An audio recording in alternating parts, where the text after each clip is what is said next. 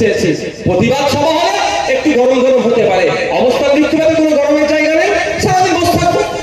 তো এই ধরনের একটা অবস্থান বিক্ষোভ করতে চেয়েছিলাম আমরা কলকাতাতে। কলকাতা পুলিশকে আমরা চিঠি করেছিলাম, মমতা ব্যানার্জির পুলিশ আমাদের অবস্থান বিক্ষোভ করতে দেয়নি। মানে বুঝতে পারছেন, পার্টির পক্ষ থেকে আমরা জমা দিইনি, আইএসএফ করছে, রাগ হতে পারে। ওরা যদি শিরায় চলে, আমাদেরকে উপশিরায় চলতে হবে। ভাই, অনেক 75 বছর ধরে আমাদেরকে গাছে তুলেছো, আর তুমি নিচে থেকে রাঙা পাখি নিয়েছো। এখন নওশাদ সিদ্দিকী অনির্বাণ দ্বারা বলছে, নওশাদ সিদ্দিকী আর অনির্বাণ গাছে উঠবে তো রাঙা পাখি দিয়ে নিচের জন্য পার মারবে। তোমার যদি রাঙা পাখি নিচ্ছে তুমি গাছে ওঠো। ওরা শিরায় চলে, আমাদেরকে উপশিরায় চলতে হবে।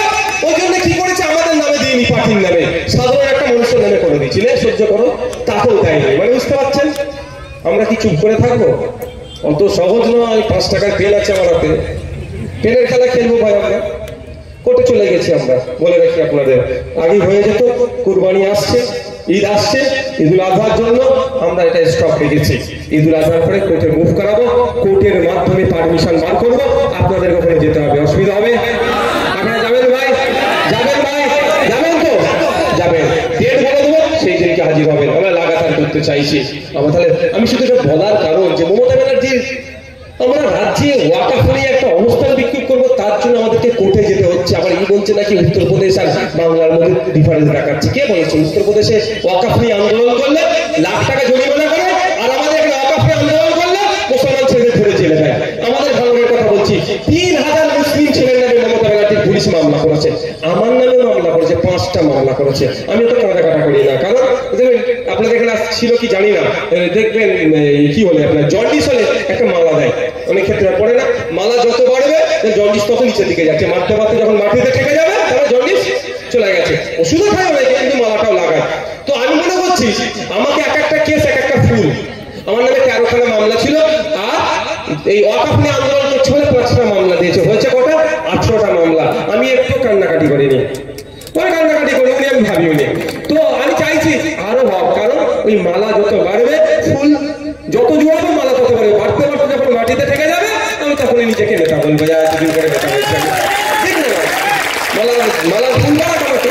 কিন্তু আমার বলার এটাই যে তাহলে দেখুন আমার সাথে বিচারিতা কে করছে। আমি লাস্ট আপনাদের কাছে একটা আমি আশা করবো, একটা প্রতিজ্ঞাবদ্ধ হতে হবে। প্রতিজ্ঞাবদ্ধ আগে ক্লিয়ার করে নিই। আইএসএফ কে ভোট দেওয়ার জন্য আমি প্রতিজ্ঞা আপনাদের করাবো না, কিন্তু একটা প্রতিজ্ঞা নিতে হবে যে আমার বিপদের সময়, যখন আমার ওয়াকফ সম্পত্তি হাতছাড়া হয়ে যাচ্ছে, আমার মাদ্রাসা মসজিদ, আমার কবরস্থান, আমার ঈদগাহ যখন হাতছাড়া হয়ে যাচ্ছে, যখন আমরা চিন্তিত, তখন আমার রাজ্যের মুখ্যমন্ত্রী তখন আমাদেরকে দিল্লি গিয়ে প্রতিবাদ করতে বলছে। আর এখানে প্রতিবাদ করলে তার থেকে নাকি বড় শত্রু কেউ হবে না। তাহলে আমি বিপদে ফেলেছিলাম, আমার রাজ্যের মুখ্যমন্ত্রী আমার পাশে থাকবে, কিন্তু বিপদে সেই রাজ্যের মুখ্যমন্ত্রী আমাকে তুলে সরিয়ে দিচ্ছে। তাহলে আগামী 2026 সাল আসছে, আমি বুঝিয়ে দেবো যে আমার রাজ্যের মুখ্যমন্ত্রীকে যে আমার ভোট কিন্তু 2026 সালে আপনার বসতে যাবে। হবে তো ভাই? এই ভোটটা কিন্তু আমার পক্ষেও চাইছিলাম, আমার পক্ষে চাইছিলাম। বলতে পারে ভাই যে আসলো, লোককে হাত তুলে অদা করিয়ে নিজের পক্ষে ভোটটা নিয়ে চলে গেল। অত আমি খারাপ মানসিকতার ছেলে নয়। প্রয়োজন হলে যদি ভালো লাগে খামচুন্নাকে ভোট দেবেন, না ভালো লাগলে ভোট দেবেন না, কিন্তু ইভিএম মেশিনের সামনে গিয়ে আপনি দেখবেন প্রথমে যে বড় বড় ভুলটা আছে, যে পদ্ম ফুল আপনার মাদ্রাসার জায়গা কেড়ে নিতে চেয়েছে, যে পদ্ম ফুল আপনার মসজিদের জায়গা কাটতে চাইছে, যে পদ্ম ফুল আপনার বাথরুমের কভারটাকে কেড়ে নিতে চাইছে, সেই পদ্ম ফুলের দেওয়ার কোনো প্রশ্ন আসছে না। আপনার প্রতিবাদ করতে গিয়ে যে জোড়া ফুল আমাদের পশ্চিমবঙ্গে আমাদেরকে ডিস্টার্ব করেছে, সেখানে আমরা ভোটটা দেবো না। খবর কি ভাই? মনে করবেন বিজেপিকে আটকাতে হবে, সব ভেবে লাভ নয়। আগামী দিনে ভাবুন যে আমরা বললে ওরা বিধানসভার মধ্যে কোটাকে ঢুকাবো, এটা মাথায় রাখতে হবে।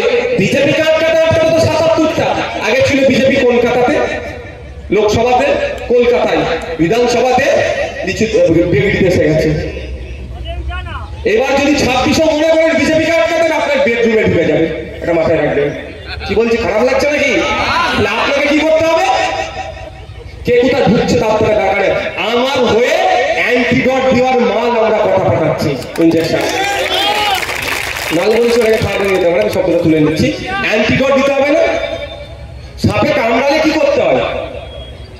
এডিএস, অ্যান্টিভেনম বলে। সেটা কোথা থেকে তৈরি হয়ে যাবে? সাপের বিষ নিয়ে ঘোড়াতে করে করে সব তৈরি হয়, সেই সাপের বিষ দিয়েই তৈরি হয়। কিন্তু সাপ কামড়ানোর ঔষধ অর্থাৎ ইনজেকশন সাপের বিষ থেকেই হয় আমার। তো যারা রাজনৈতিকভাবে আপনার এটা হয়েছে, এটা আটকাতে গেলে কি করতে হবে?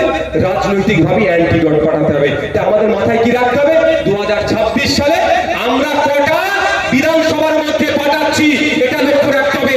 কে আসলো কে গেল ও দেখার দায়িত্ব 75 বছর ধরে নিয়ে লাভ কিছু হয়নি, ক্রমশ পিছিয়ে গিয়েছি। এখন লেবার হয়েছি, এখনো যদি না চোখ খোলে লেবার থাকবে, কিন্তু আর চোখ খোলা আমাদের থাকবে না। আর আপনারা যদি দায়িত্ব দেন, এখানে হাওড়া জেলার জায়গায় দাঁড়িয়ে গার্মেন্টস এলাকায় দাঁড়িয়ে বলছি, যদি রাষ্ট্র পরিচালনার দায়িত্ব দেন, আপনাদের জন্য যে নবান্ন তৈরি হয়েছিল সেই জন্যই আপনার ক্ষমতায় আসলে আমরা নবান্নটাকে নতুন করে গার্মেন্টস শিল্পের জন্য উৎসর্গ করবো। আর অ্যাডমিনিস্ট্রেটিভ বিল্ডিং যেটা ছিল সেখানে ফিরিয়ে নিয়ে যাবো। একটা মজার কথা